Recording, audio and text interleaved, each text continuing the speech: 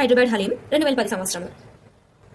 ఇప్పుడు మనం తెలంగాణ నుంచి భౌగోళిక గుర్తింపు పొందిన వస్తువులు వాటి సంవత్సరాలు చూద్దాం. గుర్తింపు పొందిన వస్తువులు గుర్తింపు పొందిన సంవత్సరం.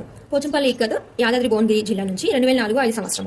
సిల్వర్ ఫిలిగ్రీ ఆఫ్ కరీంనగర్ జిల్లా నుంచి 2007 8 సంవత్సరం.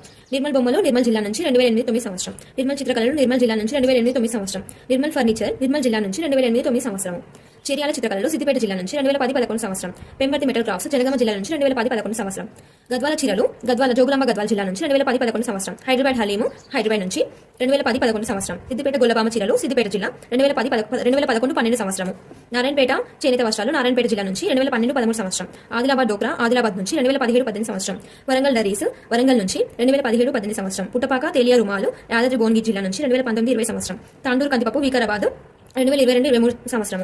లాడ్ బజారు లక్క గాజులు చార్మినార్ దగ్గర అమ్ముతారు. ఈ గాజుల్ని అందరికి తెలిసి ఉంటుంది. హైదరాబాద్ 2024 సంవత్సరంలో గుర్తింపు పొందింది. జీఐ ట్యాగ్ పొందిన భారతదేశ మరియు తెలంగాణ రాష్ట్ర మొట్టమొదటి చేనేత ఉత్పత్తి పోచంపల్లి ఇక్కత్ 2004 5 సంవత్సరం. అగ్గిపెట్టలో పట్టే చీర నేసిన తెలంగాణ నేత కార్మికులు పరంధాములు. ఇది మనకు తెలుసు.